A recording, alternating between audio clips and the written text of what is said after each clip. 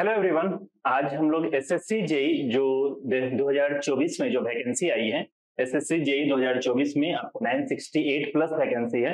इसमें जो एमईएस की जो वैकेंसी एडेड नहीं है, इसलिए इसमें प्लस लिखा हुआ है। मींस अप्रॉक्सीमेट 1300 के लमसम में जो सीट है, इसमें सिविल इंजीनियरिंग से रिलेटेड 788 सीट्स है और इसके बारे में हम लोग डिटेल में डिस्कस करेंगे। साथ ही साथ क्या स्ट्रेटजी होगा, इसके बारे में हम लोग डिटेल में डिस्कस करेंगे। और हमारे साथ में जो है सुमन जी हैं, जिन्होंने अभी एसएससी जेई 2023 में जस्ट एग्जामिनेशन अभी इसको इन्होंने अच्छे से क्रैक किया, एक अच्छे गुड मार्क्स से एंड गुड रैंक से।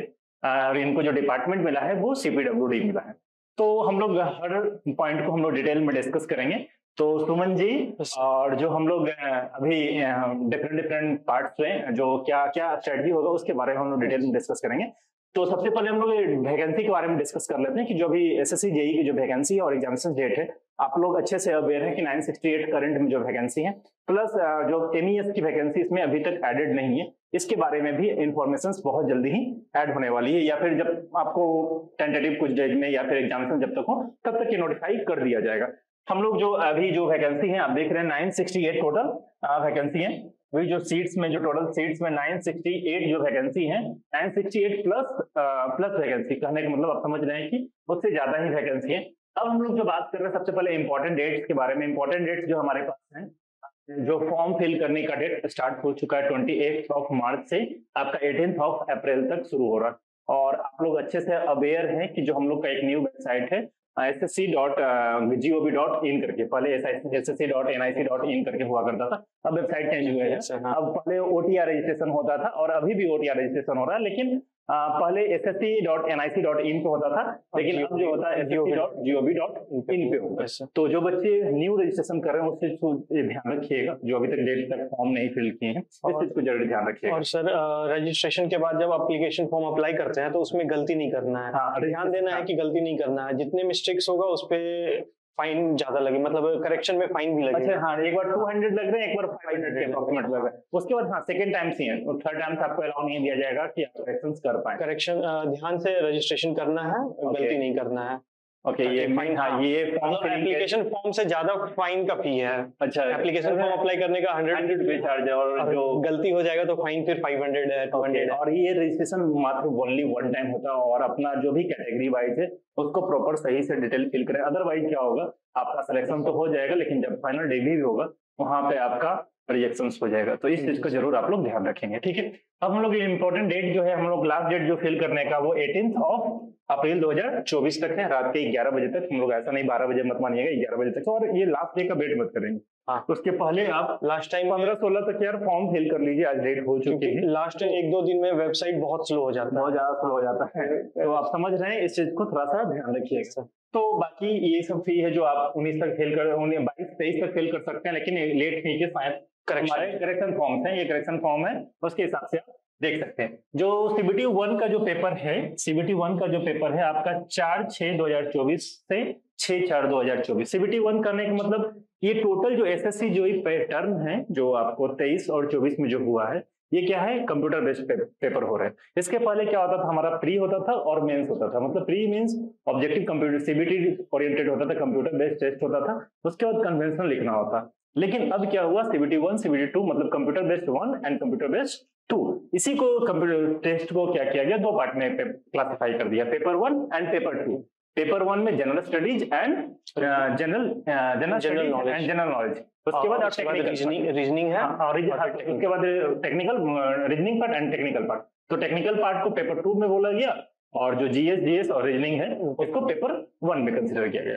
तो सीबीटी 1 में जो होंगे ये टोटल मिलाकर के 50-50 जनरल स्टडीज और रीजनिंग, और ये आपका टेक्निकल, ये आपका 50-50 और टेक्निकल आपका 100 मार्क्स के मतलब क्वेश्चंस वगैरह हैं, जो आप देख सकते हैं कि जो हमारा ये वेबसाइट है, ठीक है, ये वेबसाइट कौन सा न्यू वेबसाइट हमारा हो गया। और ये इसमें जो बीटेक डिप्लोमा सब एलिजिबल है, वो बीटेक स्टूडेंट हो और डिप्लोमा। 18 ईयर मिनिमम एज है, मिनिमम एज 18 ईयर है, और मैक्सिमम एज जो हमारा है बताया जाता है 30 और 32 है।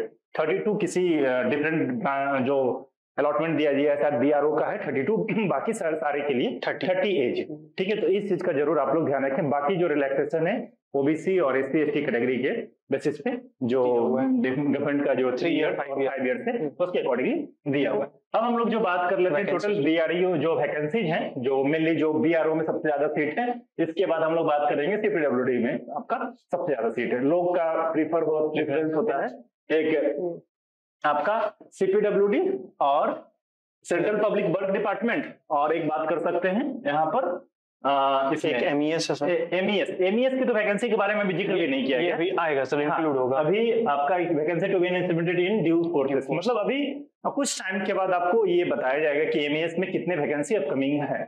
अभी करंट में जो आपको बीआरओ में जो सीट दिया गया है 438 प्लस 37, ये सिविल के लिए, वो सिविल इंजीनियरिंग के लिए, ये इलेक्ट्रिकल और मैकेनिकल के लिए। देखिए थोड़ा सा इलेक्ट्रिकल मैकेनिकल बच्चों का यहाँ पे बहुत ही कम सीट दिया गया। बीआरओ में यार डेफिनेटली सिविल के ज्यादा काम है, इसलिए सिविल की सीट ज्यादा है। देन इसके बाद हम लोग बात करते हैं, ये न्यू डिपार्टमेंट इंट्रोड्यूस हुआ है, लास्ट ईयर इंट्रोड्यूस हुआ है। ये ब्रह्मपुत्रा बोर्ड मिनिस्ट्री ऑफ जल शक्ति लास्ट ईयर ही इंट्रोड्यूस हुआ है।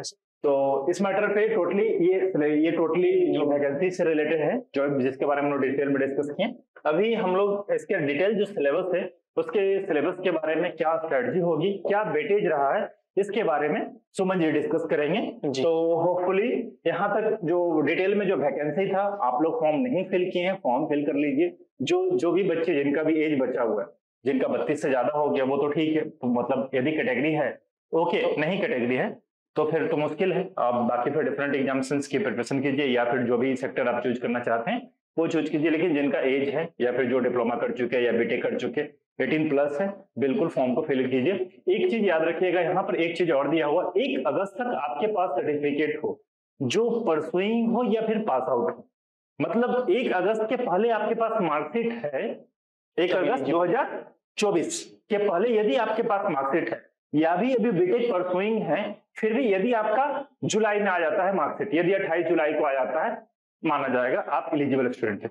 लेकिन 2 अगस्त या 3 अगस्त को आता है तो आप एलिजिबल इस फॉर्म को फिल, मतलब इस फॉर्म को फिल करने के बाद एलिजिबल जॉब भी लगता है, मतलब सिलेक्शन आपका फाइनल सिलेक्शन डीवी रिजेक्ट कर दिया, डीवी आपको रिजेक्ट कर दिया जाएगा। तो इस चीज का जरूर ध्यान रखिए। आपका जो भी यूनिवर्सिटी है, जो बिहार के बच्चे हैं तो बिहार यूनिवर्सिटी है, जो यूपी के बच्चे हैं AKTU यूनिवर्सिटी है, और भी डिफरेंट यूनिवर्सिटी के जो भी बच्चे हैं, और भी कोई यूनिवर्सिटी है, सबका अपना अपना यूनिवर्सिटी है। जो यदि 1 अगस्त के पहले आपका मार्कशीट पे 1 अगस्त के पहले यदि है तो वो आपका वैलिड माना जाएगा। यदि 1 अगस्त के बाद है तो वो आपका मतलब रिजेक्शन, अभी तो ठीक है सिलेक्शन हो जाएगा, लेकिन फाइनल जो डेब्यू होंगे वहां पे रिजेक्ट कर दिया जाएगा। ठीक है। बाकी जो इन्फॉर्मेशन है सब्जेक्ट से रिलेटेड, वो सिविल इंजीनियरिंग से रिलेटेड, और ज्यादा सिविल इंजीनियरिंग से जो अभी रिसेंट में फेस किए हैं, वो जो अभी डिफरेंट जो आपने 2021, 22, 23 तीनों फेस किया है, तो आपने जो लास्ट ईयर का पैटर्न और अभी करंट का पैटर्न दोनों के बारे में थोड़ा डिस्कस कर लेंगे। सेम दिन उसके बाद इसके जो स्कीम ऑफ एग्जामिनेशंस है इसके बारे में भी थोड़ा सा डिटेल में डिस्कस कर लीजिए। Thank you sir. Welcome. Hello students, तो ये जो हमारा एग्जाम है एसएससी जेईई का, उसका एक स्कीम क्या है एग्जामिनेशन का, जैसे कि सर ने डिस्कस किया है, पेपर 1 और पेपर 2, CBT 1 और CBT 2 होगा। ठीक है, CBT मोड में एग्जाम होगा। और ये जो हमारा CBT 1 है, जो CBT 1 है, CBT 1, इसमें हमारा जनरल इंटेलिजेंस एंड रीजनिंग होगा 50 क्वेश्चंस 50 मार्क्स का, जनरल अवेयरनेस होगा 50 क्वेश्चंस 50 मार्क्स का, और टेक्निकल जैसे मैं सिविल इंजीनियरिंग का डिस्कस करूंगा 100 क्वेश्चंस 100 मार्क्स का। ठीक है। और इसमें ना निगेटिव है, निगेटिव 1/4 निगेटिव है।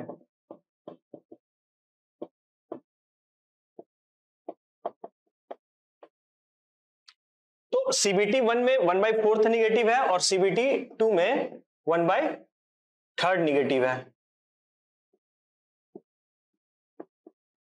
जो बच्चे CBT 1 क्वालिफाई करेंगे वो CBT 2 में जाएंगे एग्जाम देने के लिए, और जिनका सिविल है वो पार्ट 1 अपना सिलेबस देखेंगे, जिनका मैकेनिकल है और जिनका मैकेनिकल है वो पार्ट सी, जिनका इलेक्ट्रिकल है पार्ट बी। तो आप लोग सिलेबस यहाँ से देख लेना और सिलेबस बहुत अच्छे से पढ़ना, और इम्पोर्टेंट टॉपिक क्या होगा मैं आगे डिस्कस करूंगा उसके बारे में। तो और CBT 2 जो होगा वो भी फुल्ली ऑब्जेक्टिव होगा। ठीक है। और पहले ऑफलाइन होता था और रिटन एग्जाम होता था, कन्वेंशनल टाइप का क्वेश्चंस रहता था, 2 घंटे का एग्जाम वो भी होता था, और अब भी 2 घंटे का एग्जाम होता है और ऑब्जेक्टिव क्वेश्चंस रहता है CBT मोड में। ठीक है। तो हम लोग अब नेक्स्ट आगे देखते हैं। ये वेटेज, ये वेटेज आप लोग बहुत ध्यान से देखना, और आपको खुद समझ में आएगा कौन सा टॉपिक, कौन सा सब्जेक्ट ज्यादा इंपॉर्टेंट है, किसको पहले, किसको कितना टाइम देना चाहिए, नहीं देना चाहिए। और मैं आपको अभी बता रहा हूं, जैसे बिल्डिंग मटेरियल, मैं कंपेयर कर रहा हूं 2016, ठीक है, 2016, 2022 और 23, ये ओल्ड पैटर्न पे था, ठीक है, और ये न्यू। ओल्ड और न्यू में ज्यादा डिफरेंस बस मेंस का था, प्री सेम था, ठीक है, प्री सेम था, बस मैं ऐसे ही बता रहा हूं कि चेंजेस ऐसा कुछ हुआ नहीं है।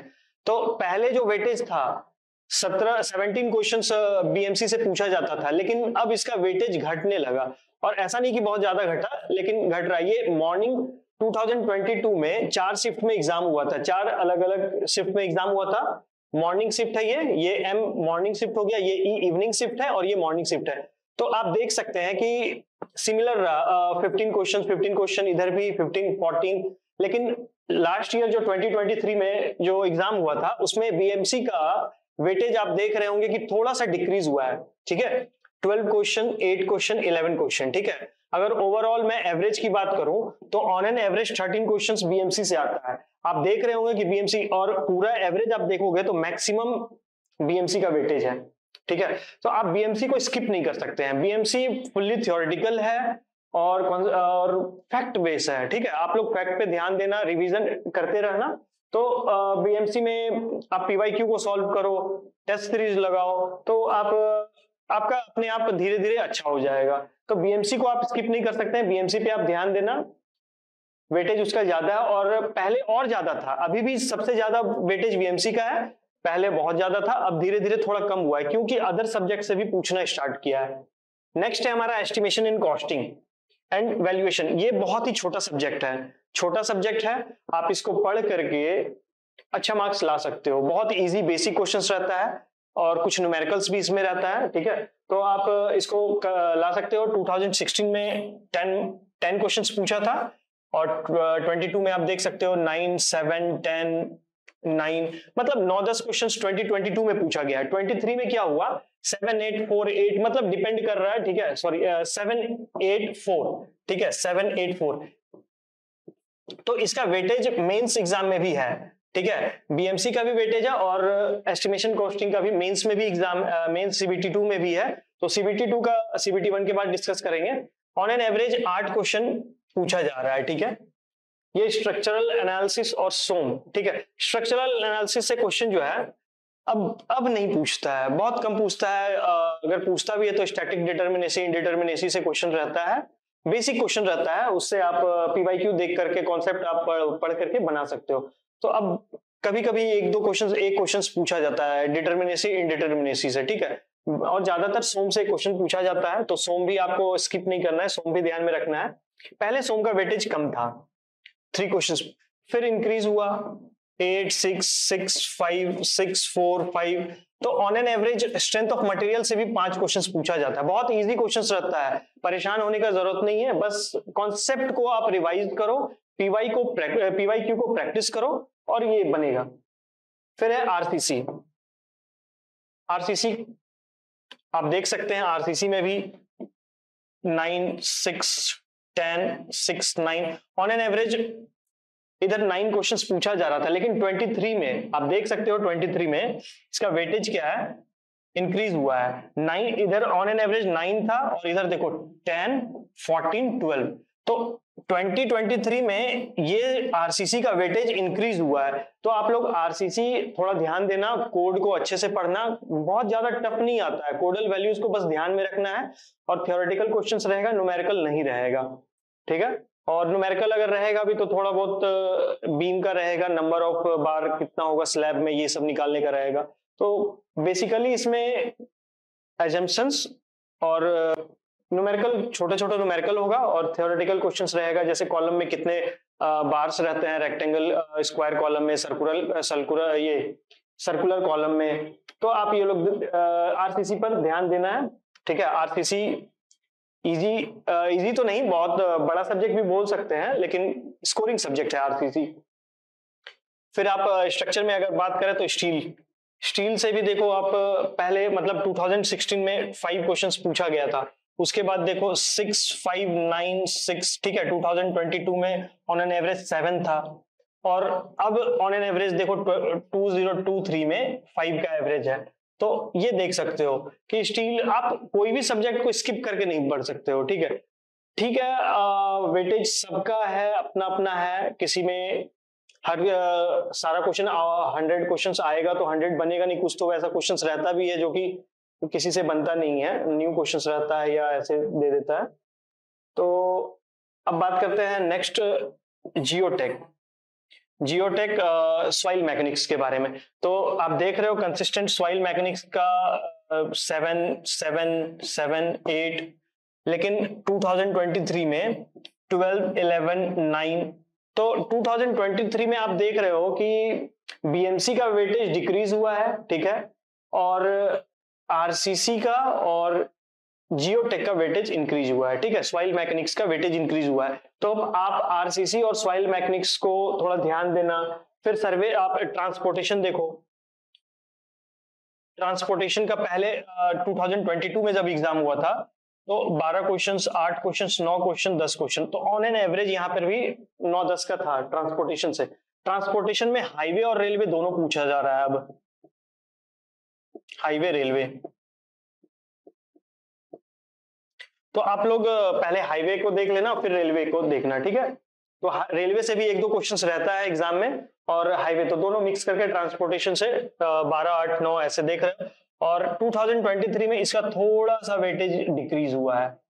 ठीक है, यहाँ पे ऑन एन एवरेज 9-10 का एवरेज है 2022 में, लेकिन इधर 7-8 का एवरेज है, तो आप देख सकते हो। उसके बाद सर्वे एक इंपॉर्टेंट टॉपिक है, इसको आप देख रहे हो 10 क्वेश्चंस, 10 क्वेश्चन, 10 क्वेश्चन, 11 क्वेश्चंस। उसके बाद 2023 में और इंक्रीज हो गया है, तो ऑन एन एवरेज 12, 13, 12 ऐसे आप देख रहे हो। तो सर्वे का वेटेज इंक्रीज हुआ है। तो आप देखो आरसीसी, उसके बाद जियोटेक, सर्वे, ये सब का पहले से वेटेज इंक्रीज हुआ है। ठीक है, तो ये सब आप देख लो। उसके बाद है हाइड्रोलॉजी और इरिगेशन। पहले हाइड्रोलॉजी और इरिगेशन का भी अब वेटेज इंक्रीज हुआ है। 2016 में 9 क्वेश्चंस पूछा जाता था, और 22 में मॉर्निंग शिफ्ट में 9 है, फिर दूसरे दिन के मॉर्निंग शिफ्ट में 10 है, फिर 8 है, 10 है। ऑन एन एवरेज 8 से 10 क्वेश्चंस पूछा जाता है इरिगेशन में भी। और सिमिलरली आप देख सकते हो 23 में इरिगेशन जो पूछा गया है 12, 9, 11, 3 शिफ्ट में एग्जाम हुआ था 2023 में। तो आप देख रहे हो 10 का एवरेज यहाँ पे आ जा रहा है इरिगेशन में। ठीक है, उसके बाद फ्लूइड मैकेनिक्स है। फ्लूइड मैकेनिक्स का ऑन एन एवरेज 9 आ रहा है, और इधर फ्लूइड मैकेनिक्स का वेटेज जो है इंक्रीज हुआ है 2023 में। उसके बाद है इन्वायरमेंटल इंजीनियरिंग। इन्वायरमेंटल इंजीनियरिंग में आप देख रहे हो 8, 9, 10, 9। ठीक है, और इधर देखो 2023 में 7, 8, 11, 7, 8, 11। तो इन्वायरमेंट का अगर देखा जाए तो पहले जो पूछा जा रहा था वही सेम है। ठीक है, तो आप पूरे वेटेज का अगर बात करें तो आप यहां से देख सकते हो ऑन एन एवरेज, मैं जो यहाँ कैलकुलेट किया हूँ वेटेज देख सकते हो, तो अभी भी बीएमसी का सबसे ज्यादा फर्स्ट पोजीशन पे है, सबसे ज्यादा। तो बीएमसी को अच्छे से पढ़ना है। ठीक है, बीएमसी के बाद आपका सेकंड पोजीशन पे है सर्वे। ठीक है, उसके बाद आपका थर्ड पोजीशन पे है, ये सेकंड पे है। ठीक है, और थर्ड पे हाइड्रोलॉजी और इक्विवेलेंट है। ठीक है, उसके बाद है आपका इन्वायरमेंट है, जियोटेक है, ट्रांसपोर्टेशन है, 9 क्वेश्चंस। ठीक है, और आरसीसी से भी 9 क्वेश्चंस। लेकिन आरसीसी का वेटेज जो है ना 2023 में इंक्रीज हुआ है, तो आरसीसी पर भी आप ध्यान देना। तो ये आप वेटेज देख रहे हो, किसी को स्किप नहीं कर सकते हैं, हर चीज को पढ़ना है। लेकिन ये जो बीएमसी है प्योर थ्योरेटिकल है, सर्वे 60% न्यूमेरिकल थ्योरेटिकल, 40% न्यूमेरिकल है। फोर बियरिंग, बैक बियरिंग, वो सब पूछा जाता है, हर साल वहां से क्वेश्चंस रहता है। तो हम लोग अब सिलेबस का देखते हैं। ठीक है, तो ये सिलेबस है सिविल, ये कॉमन सिलेबस है। ये जो पेपर 1 है कॉमन है, सिविल, मैकेनिकल, इलेक्ट्रिकल तीनों के लिए कॉमन है।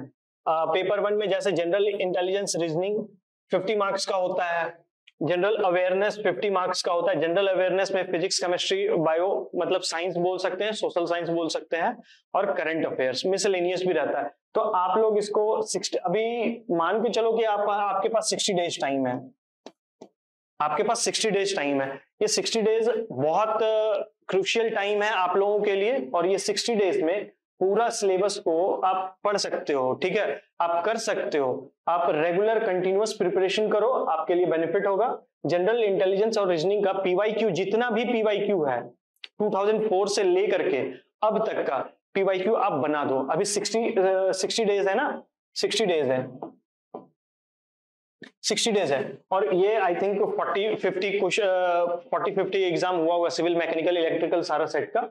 तो आप 2004 से लेकर के 2023 तक का जितना भी पीवाईक्यू है, डेली एक सेट आप बनाओ, और इसमें इसको ये स्कोरिंग है, आप प्रैक्टिस करोगे, स्टार्टिंग में कम मार्क्स आएगा, फिर धीरे धीरे आपका इंक्रीज भी हो जाएगा। जैसे जैसे आपका नॉलेज इंक्रीज बढ़ेगा, वैसे वैसे आपका मार्क्स भी इंक्रीज होने लगेगा, ठीक है। और ये रीजनिंग लास्ट मैं 2-3 साल से मैं एसएससी जेईई दिया हूं, तो रीजनिंग का जो लेवल है, जो रीजनिंग का जो पैटर्न है, वो चेंज नहीं हुआ, वो फिक्स्ड पैटर्न है। इसीलिए आप पीवाईक्यू प्रिपेयर करो और उस पैटर्न को समझो और उसको बनाओ, उसके बाद प्रैक्टिस करो। फिर जनरल अवेयरनेस थोड़ा इंजीनियर्स के लिए कॉम्प्लिकेटेड बोल सकते हैं, क्योंकि इंटरेस्ट नहीं आता है पढ़ने में उतना, फिर भी एग्जाम में पूछा जा रहा है तो कोशिश तो करना है। तो 60 डेज है, इसको भी आप अपने हिसाब से पहले साइंस पढ़ लो, फिर करंट अफेयर्स देखो, फिर इन्वायरमेंट, कंप्यूटर पढ़ लो, उसके बाद फिर आप हिस्ट्री, ज्योग्राफी, पॉलिटी पढ़ सकते हो। अगर मैं बात करूं तो पॉलिटी में आर्टिकल्स पे ज्यादा ध्यान देना है, फंडामेंटल ड्यूटी है, उसके बाद फिर फंडामेंटल राइट है, right to education, right to vote, ये जो राइट्स है, supreme court, high court, finance commission, money bill, ये सब आते रहता है। तो ये सब आर्टिकल्स बस ध्यान में रखना है, आर्टिकल्स का क्वेश्चन आता है और हर साल आता है, रिपीट होता है। तो आप लोग आर्टिकल्स पे ध्यान देना पॉलिटी में। और हिस्ट्री में तो हिस्ट्री तो बहुत बड़ा सब्जेक्ट है। अब आप लोग अपने अकॉर्डिंग पढ़ो, क्वेश्चंस प्रैक्टिस करो, टेस्ट सीरीज दो, पीवाईक्यू बनाओ, आइडिया मिल जाएगा अपने आप, ठीक है। और हम बात कर रहे हैं अब सिविल इंजीनियरिंग की।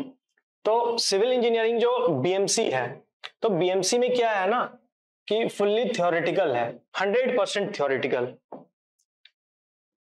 बीएमसी 100% थ्योरेटिकल है। यहाँ पे सीमेंट है, लाइम है, मोटार है, एग्रीगेट है, कंक्रीट है, ब्रिक्स है, तो सबका प्रॉपर्टी, ठीक है, मैन्युफैक्चरिंग प्रोसेस, प्रॉपर्टी, टेस्ट, तो ये सब ध्यान में रखना है। और हर साल अगर मैं प्रायोरिटी की बात करूं बीएमसी में, तो सीमेंट, ठीक है, कंक्रीट है इंपॉर्टेंट, सीमेंट है, ब्रिक्स है, टिम्बर है, ये सब टॉपिक जो है ना, यहाँ से क्वेश्चन फिक्स है, 100% फिक्स है कि यहाँ से क्वेश्चन आएगा। दो क्वेश्चन या 3 क्वेश्चन बोल सकते हैं कि आएगा ही आएगा, ठीक है। तो इस पे आप पेंट्स है, ठीक है, पेंट है, तो ये सब टॉपिक्स है ना 100% फिक्स है कि हर साल क्वेश्चन आया है, इस बार भी आएगा, ठीक है। और 2022 में कुछ क्वेश्चंस था जो कि रिपीटेड था लास्ट ईयर का, पीवाईक्यू बोल सकते हैं, लेकिन 2023 में रिपीटेड क्वेश्चन नहीं था, सारा नया था, लेकिन लेवल सेम था। एसएससी जेईई का जो लेवल था सेम लेवल था, लेकिन पीवाईक्यू क्वेश्चन, रिपीटेड क्वेश्चन उसमें नहीं था, सारा 100 क्वेश्चन नया था। तो आप लोग कॉन्सेप्ट पे ज्यादा ध्यान देना, ठीक है, कॉन्सेप्ट पे ज्यादा ध्यान देना। और ये पूरा थ्योरेटिकल बेस्ड क्वेश्चन है। और एस्टिमेशन एंड कॉस्टिंग की अगर बात करें तो यहाँ पे क्वेश्चन जो है सिंकिंग फंड, ये सिंकिंग फंड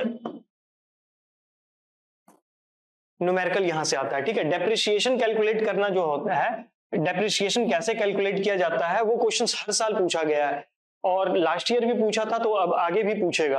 तो ये सिंकिंग फंड, साल्वेज वैल्यू, ठीक है, ये जो वैल्यू है, वैल्यूएशन, इसको आप लोग ध्यान में अच्छे से इसको रिवाइज करना और अच्छे से पढ़ना, क्योंकि यहाँ से क्वेश्चन फिक्स रहेगा कि आएगा। 2 से 3 क्वेश्चन वैल्यूएशन से रहेगा, ठीक है। साल्वेज वैल्यू का डेफिनेशन पूछ देगा, या डिस्ट्रेस्ड वैल्यू, या फिर सिंकिंग फंड कैसे कैलकुलेट करते हैं, डेप्रिसिएशन कैसे कैलकुलेट करते हैं। तो न्यूमेरिकल यहाँ से बनेगा, ठीक है, डेप्रिसिएशन से न्यूमेरिकल बनेगा, थ्योरेटिकल भी बन सकता है।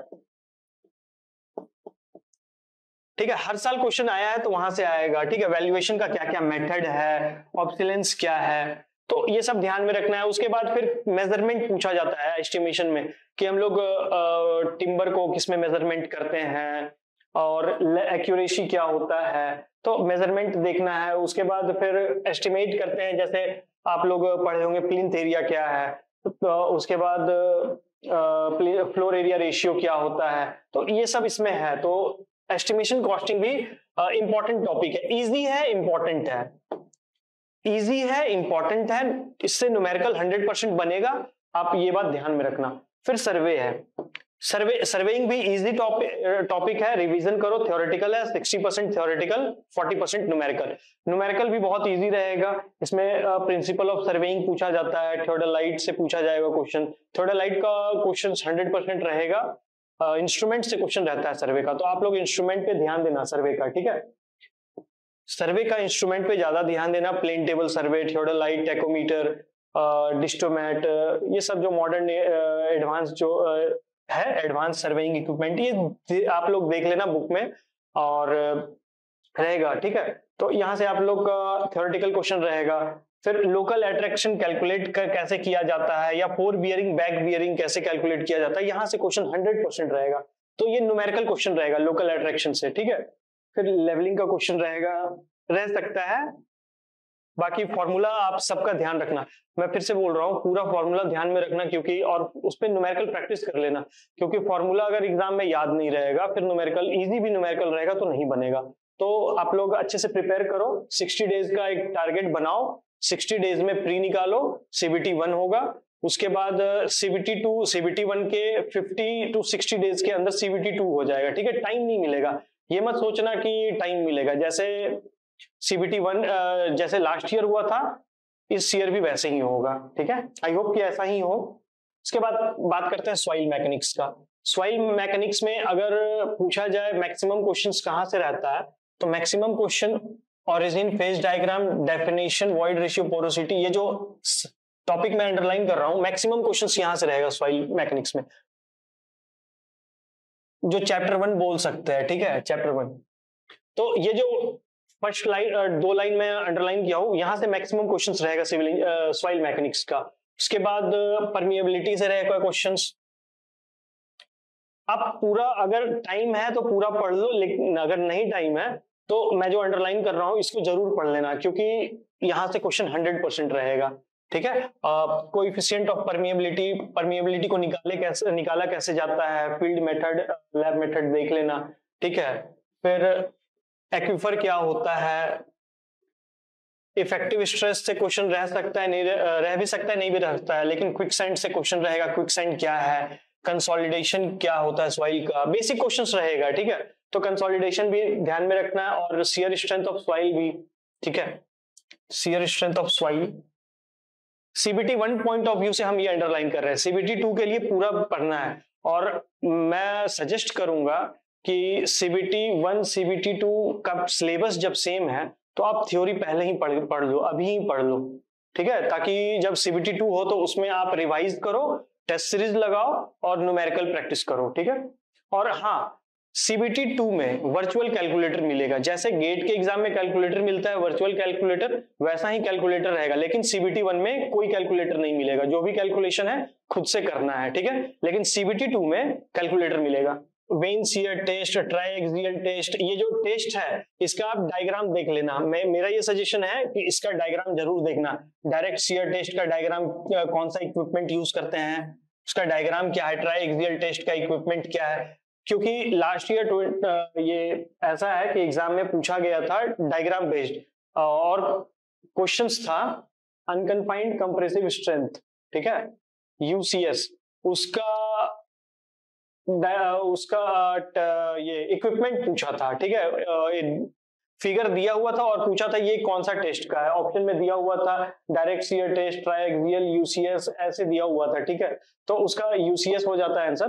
तो इस बार में भी इस तरह का क्वेश्चन सब आए एग्जाम में, जब एक बार आ गया SSC में इंट्रोड्यूस हो गया उस तरह का क्वेश्चन, तो आगे आने का अपॉर्चुनिटी है, वैसा क्वेश्चन आएगा।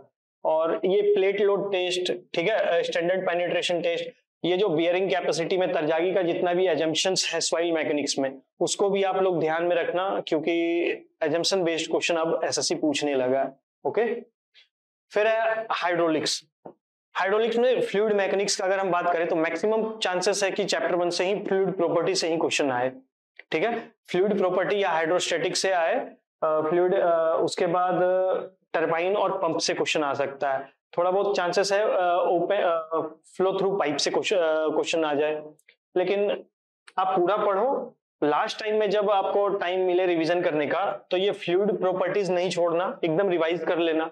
ठीक है, Bernoulli theory and its application के साथ साथ एजम्पशन। जब बर्नौली थ्योरम जब दे रहे थे तो उन्होंने कुछ एजम्पशन किया था, तो वो एजम्पशंस पे ध्यान देना आप लोग। ठीक है, जितना भी सिविल इंजीनियरिंग में एजम्पशंस है और जितना भी टेस्ट है, सारे का डायग्राम आप लोग देख के जाओगे एग्जाम से पहले।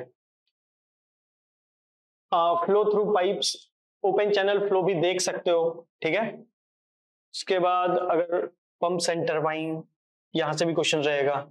ये सिलेबस है इरिगेशन इंजीनियरिंग का, यहां से इरिगेशन इंजीनियरिंग का सिलेबस है। ठीक है, तो इरिगेशन इंजीनियरिंग जो है ना, वेटेज अब इंक्रीज हुआ है। पहले 2018-16 से पहले का अगर बात करें तो इरिगेशन पहले नहीं पूछा जाता था, लेकिन अब इरिगेशन का वेटेज इंक्रीज हुआ है। तो आप लोग इरिगेशन का हर एक टॉपिक पढ़ लेना, कहाँ से क्वेश्चंस रहेगा अभी तो प्रिडिक्ट कर पाना मुश्किल है, लेकिन क्वेश्चंस इरिगेशन से रहेगा। कैनाल से, रिवर ट्रेनिंग से, क्रॉस ड्रेनेज वर्क से, ये सबसे क्वेश्चन रहेगा, स्पिलवे से रहेगा। तो आप लोग इसको रिवीजन कर लेना और अच्छे से पढ़ना, क्योंकि इरिगेशन बहुत इजी क्वेश्चंस रहता है और रिवीजन रहेगा, पढ़ा हुआ रहेगा तो आराम से क्वेश्चन बन जाएगा। फिर है ट्रांसपोर्टेशन इंजीनियरिंग का। ट्रांसपोर्टेशन इंजीनियरिंग में आप हाईवे मटेरियल को अच्छे से पढ़ सकते हो, उसके बाद जियोमेट्रिक डिजाइन पढ़ सकते हो। फिर ट्रैफिक से थोड़ा कम क्वेश्चंस पूछा जा रहा है, लेकिन ये मटेरियल से क्वेश्चन रह रहा है। ठीक है, हाईवे इंजीनियरिंग से मटेरियल से क्वेश्चन रहता है। ठीक है, हाईवे मटेरियल।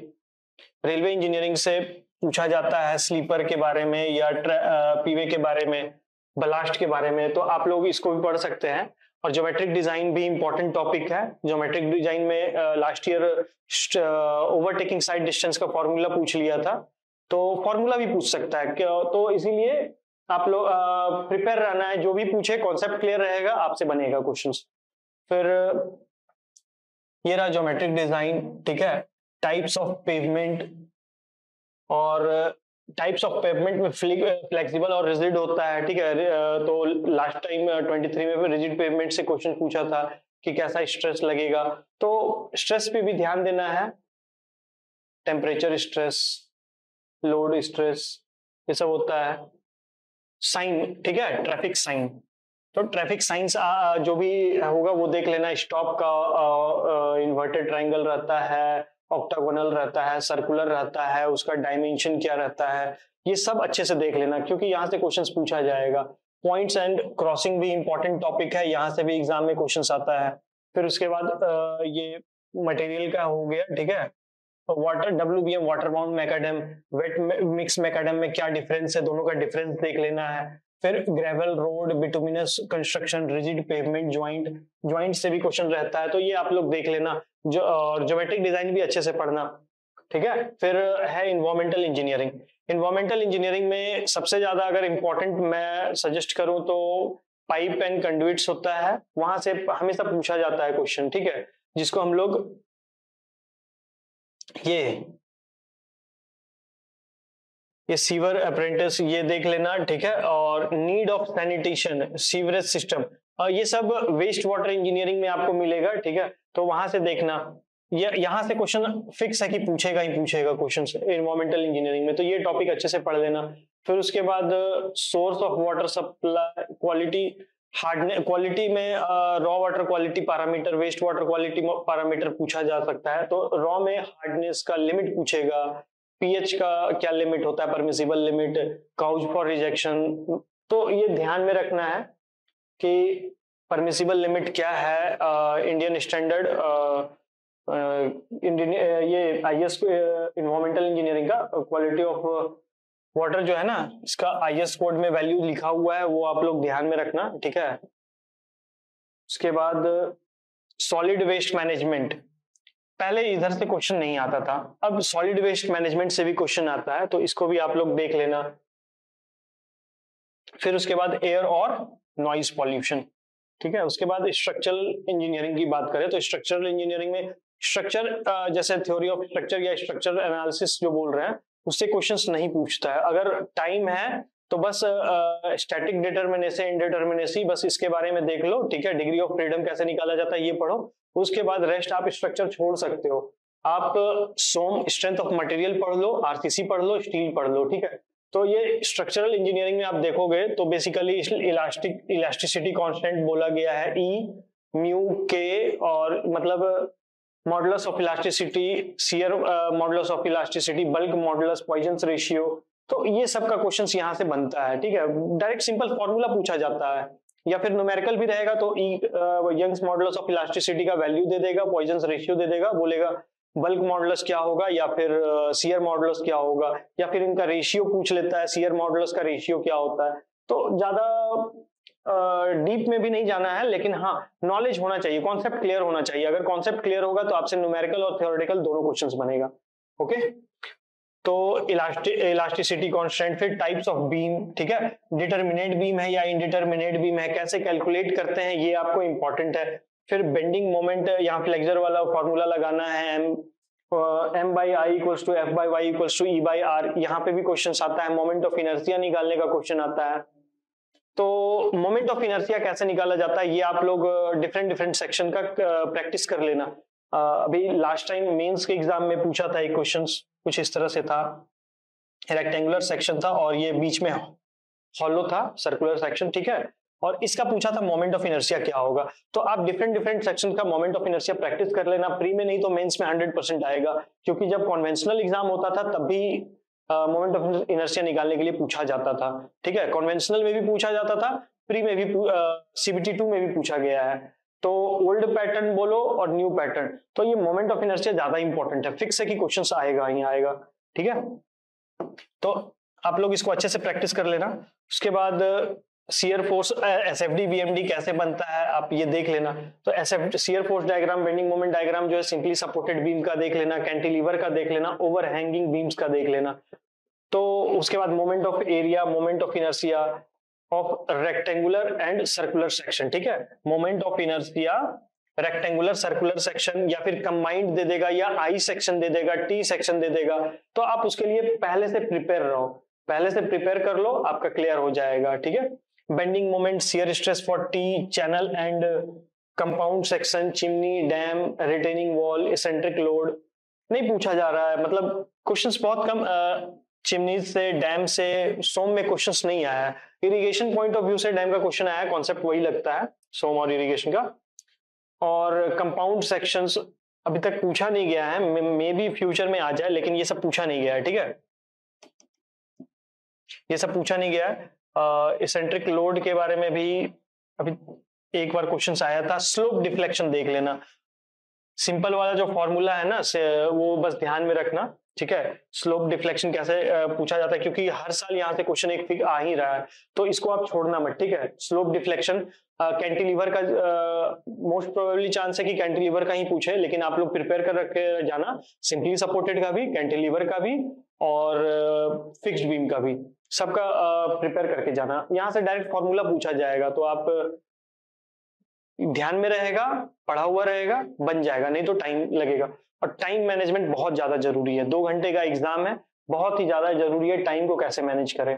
फिर ये रहा कंक्रीट टेक्नोलॉजी। ये कंक्रीट टेक्नोलॉजी अलग से डिफाइन किया गया है, ठीक है। बिल्डिंग मटेरियल कंस्ट्रक्शन में इसको ऐड नहीं किया, अलग से डिफाइन किया गया है। तो ये बात आप लोग ध्यान में रखना कि कंक्रीट का भी वेटेज है, ठीक है, अलग से इसको बताया गया है, सिलेबस दिया गया है। तो 3 to 5 क्वेश्चंस का आ सकता है, ठीक है, प्री में भी और मेंस में 3 to 5। तो कंक्रीट टेक्नोलॉजी करना क्या है, आपको पता है कि प्रॉपर्टीज क्या होता है, स्ट्रेंथ कैसे कैलकुलेट करते हैं, स्लम्प कोन टेस्ट, वर्केबिलिटी निकालने के लिए 4 टेस्ट है, स्लम्प कोन टेस्ट कैसे परफॉर्म करते हैं, कॉम्पैक्शन फैक्टर टेस्ट कैसे परफॉर्म करते हैं। तो ये सब टेस्ट वगैरह आपको ध्यान में रखना है, इंस्ट्रूमेंट का फिगर भी ध्यान में रखना है। उसके बाद उसका स्ट्रेंथ कैसे निकालते हैं, मटेरियल उसका जो लोड होता है, कंप्रेसिव स्ट्रेंथ लोड जो है वो कितने कितने दिन पे निकालते हैं, तो ये सब यहाँ से पूछा जाता है। उसके बाद उसका मेंटेनेंस कैसे करते हैं, क्यूरिंग कैसे करते हैं, बैचिंग कैसे करते हैं, ठीक है, कंक्रीट कैसे बनाते हैं। पहले हम लोग बैचिंग करते हैं, फिर मिक्सिंग करते हैं, मिक्सिंग करने के बाद हम लोग ट्रांसपोर्टेशन करते हैं, ट्रांसपोर्टेशन के बाद हम लोग उसको प्लेसिंग करते हैं, ठीक है, प्लेसिंग करने के बाद उसका कॉम्पैक्शन करते हैं, कॉम्पैक्शन के बाद उसको फिनिशिंग करते हैं, फिर क्यूरिंग करते हैं। तो ये प्रोसेस है मैन्युफैक्चरिंग कंक्रीट का। तो ये सब आप लोग डेली रिवाइज करोगे तो ध्यान में रहेगा। थियोरेटिकल पार्ट है ज्यादातर, तो यहाँ से थियोरेटिकल क्वेश्चन ही बनता है। उसके बाद जैसे आप देख सकते हो मिक्स डिजाइन क्या होता है, एक होता है नॉमिनल मिक्स और मिक्स डिजाइन होता है, ठीक है, वर्केबिलिटी कैसे कैलकुलेट करते हैं, स्लम्प कोन टेस्ट क्या है, ये आप लोग अच्छे से पढ़ना। यहाँ से क्वेश्चन फिक्स है, कभी कभी डायमेंशन पूछ देता है, स्लम्प कोन टेस्ट का डायमेंशन क्या है, ठीक है, वीवी टेस्ट का क्या होता है।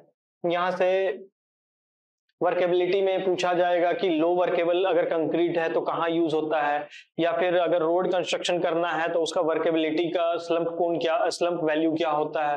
तो ये आप लोग इंपॉर्टेंट है, मैं जो बोल रहा हूँ वो बहुत इंपॉर्टेंट है, वो उसको आप ध्यान रखना। फिर आरसीसी पे आते हैं। आरसीसी में क्या है, बीम है, स्लैब है, कॉलम है, फुटिंग है। तो और इसका अच्छे से पढ़ लेना है। लिंटल का क्वेश्चन मेंस में पहले आता था जब रिटर्न होता था, ठीक है, लिंटल का। अभी तो क्वेश्चंस आ नहीं रहा है ऑब्जेक्टिव में, प्री पॉइंट ऑफ व्यू से आ नहीं रहा है। और स्लैब का क्वेश्चन आ रहा है, ठीक है, 1 वे स्लैब कब होगा, 2 वे स्लैब कब होगा, रेशियो देख लेना है, ठीक है। और बेसिकली अगर मैं बात करूं आरसीसी डिजाइन का तो कोडल वैल्यूज ही पूछा जाता है। 60 to 70% चांसेस है कि कोडल वैल्यू ही पूछे। न्यूमेरिकल, बाकी रिमेनिंग न्यूमेरिकल पूछा जाएगा, स्पेसिंग पूछ सकता है, नॉमिनल कवर क्या होता है, एक्सपोजर कंडीशन से क्वेश्चंस पूछ सकता है। तो आप लोग इस पे ध्यान देना। और फिर लास्ट में है स्टील में कनेक्शन से क्वेश्चन पूछता है, ठीक है, कनेक्शन से क्वेश्चन पूछता है, पिच क्या होता है, गेज क्या होता है, WSM में डाया ऑफ बार क्या होता है, नट डाया ऑफ बोल्ट होल क्या होगा, ये सब पूछा जाता है। फिर लेसिंग मेंबर, सिलेंडरनेस रेशियो। तो डिजाइन ऑफ स्टील डिजाइन में ना एक इंपॉर्टेंट मैं बता दे रहा हूँ, सिलेंडरनेस रेशियो।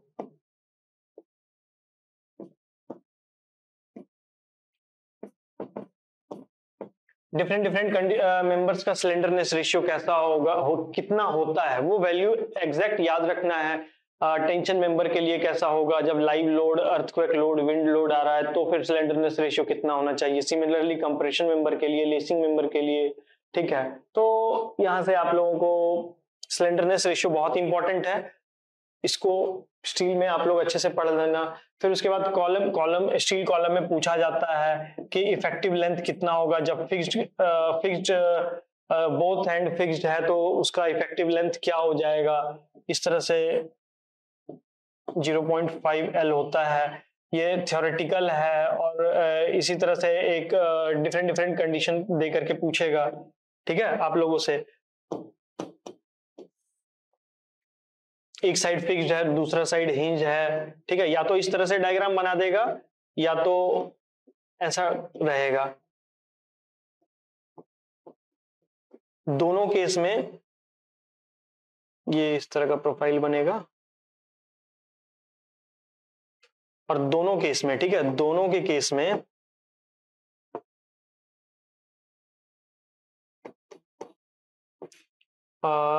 अगर ये पूरा लेंथ L है तो ये हो जाएगा L/√2, अप्रोक्सीमेटली 0.707 L कह सकते हो, ठीक है। तो ये सब इस तरह का क्वेश्चंस बनता है स्टील से, ठीक है। और थोड़ा बहुत प्लेट गर्डर से भी क्वेश्चन पूछा जाता है कि जब प्लेट गर्डर डेप्थ थिकनेस का जो रेशियो होता है वो कितना होगा कि हम लोग स्टिफनर, वर्टिकल स्टिफनर देंगे, हॉरिजॉन्टल स्टिफनर देंगे, न्यूट्रल एक्सिस पे स्टिफनर देंगे, या फिर कहाँ देंगे, 0.2 times of depth of web के नीचे देंगे। तो ये सब प्लेट गर्डर से क्वेश्चन पूछा जाता है, तो आप लोग ये भी ध्यान में रखना। मेरा ये सजेशन रहेगा कि आप लोग पूरा सब्जेक्ट को रिवाइज करो, टेस्ट सीरीज लगाओ, और टेस्ट सीरीज लगाने के बाद जो क्वेश्चंस नहीं बन रहा है, मैं अपने टाइम ऐसे ही करता था, जो क्वेश्चंस मेरे से नहीं बनता था उसको मैं हाईलाइट करता था पीवाईक्यू क्वेश्चन बैंक में, और उसको मैं अलग से एक कॉपी में भी लिख लेता था। उसके बाद जो टेस्ट सीरीज का क्वेश्चंस रहता था उसमें भी जो नहीं बनता था मैं उसका भी एनालिसिस करने के बाद अपने एक कॉपी में लिख लेता था, और उसको मैं डेली रिवाइज भी करता था। ठीक है, मैं रिवाइज करता था और मुझे बहुत हेल्प मिला टेस्ट सीरीज से। और टेस्ट सीरीज देता था, कभी मार्क्स कम भी आता था, कभी अच्छा भी रहता था, कभी बहुत अच्छा रहता था।